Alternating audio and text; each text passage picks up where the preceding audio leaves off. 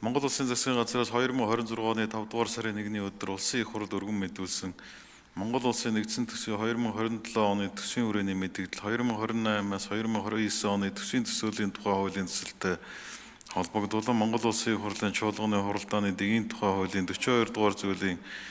42-ын 5 дахь хэсгийг баримтлан төсвийн болон эдийн засгийн байнгын хорооноос боловсруулсан хууль хүчингүй болсон тооцох тухай хуулийн төслийн анхны хэлцүүлгийг төсвийн болон эдийн засгийн байнгын хороо 2026 оны 5 дугаар сарын 26-ны өдрийн хамтарсан хуралдаанаараа явууллаа. Байнгын ороодын хамтарсан хуралдаанаар хуулийн төслийн анхны хэлцүүлэг явуулах үед улсын хурлын гишүүн Ганбаатар Монгол Улсын их хурлаас 2025 оны 11-р сарын 14-ний өдөр баталсан нэмэгдсэн үртгийн албан тушаалын тухай хуульд нэмэлт өөрчлөлт оруулах тухай хуулийг хүчингүй болгож буй үндэслэл мөн буцаа олголтыг татварын системийг эвдэхгүйгээр Нягтлан бод хүртгэлийн дансны бичлэлээр нь шийдвэрлэх боломжтой эсэх мөн нэмэгдсэн үртгийн албан татварын тухай хуульд нэмэлт өөрчлөлт оруулах тухай хуулийн төсөлд нэмэгдсэн үртгийн албан татварын суудхан төлөгчийн босгыг 400 сая төгрөг болгон нэмэгдүүлсэн оновчтой эсэх улсын хурлын гишүүн Бачаргал төсвийн доктортой байдлын тухай хуулийн хэрэгжилтийг хангуулах сайжруулах боломжийн талаар улсын хурлын гишүүн Гавыг нэмэгдсэн үртгийн албан татварын тухай хуульд нэмэлт өөрчлөлт оруулах тухай хуулийн төсөлд тусгагдсан нэмэгдсэн үртгийн албан татварын суудхан төлөгчийн босгыг нэмэгдүүлэх нь далд эдийн засгийг нэмэгдүүлэх эрсдэлтэй тул татварын бодлогыг оновчтой тодорхойлж хэрэгжүүлэх нь зүйтэй талаар улсын хурлын гишүүн Мөнх соёл нэмэгдсэн үртгийн албан татварын 5% буцаалтын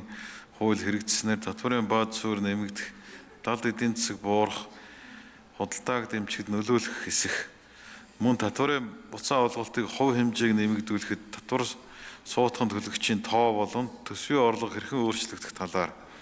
улсын хурлын гишүүн Булган Туяа нийт өрхийн 30 гаруй хувийн тэтгэвэр тэтгэмж авагчид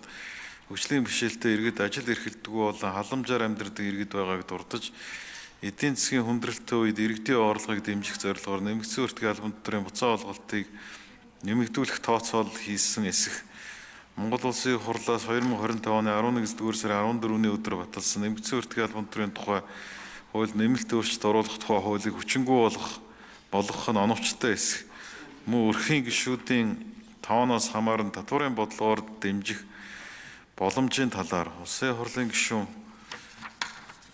Г. Ганбаатар Монгол Улсын их хурлаас 2025 оны 11-р сарын 14-ний өдөр баталсан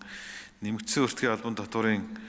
тухай хуульд нэмэлт өөрчлөлт оруулах тухай хуулийн дагуу олгох нэмэгдсэн үртгийн албан татварын буцаа олголтын дүн болон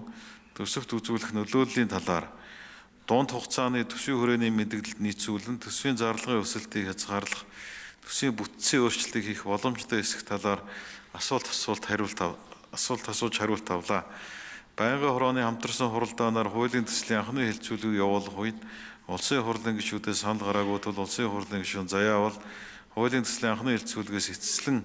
батлах үе шат руу шилжүүлэх гормын санал гаргасныг хуралдаанд оролцсон гишүүдийн 51.3% буюу олонх дэмжсэн болно.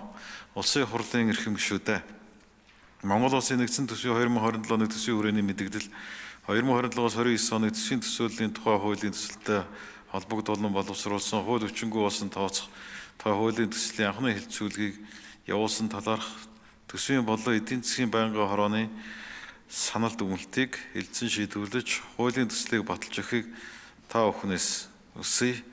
Байнгын хорооны дарга Наранбаатар Заяавал. Төсвийн байнгын хорооны хөстэй.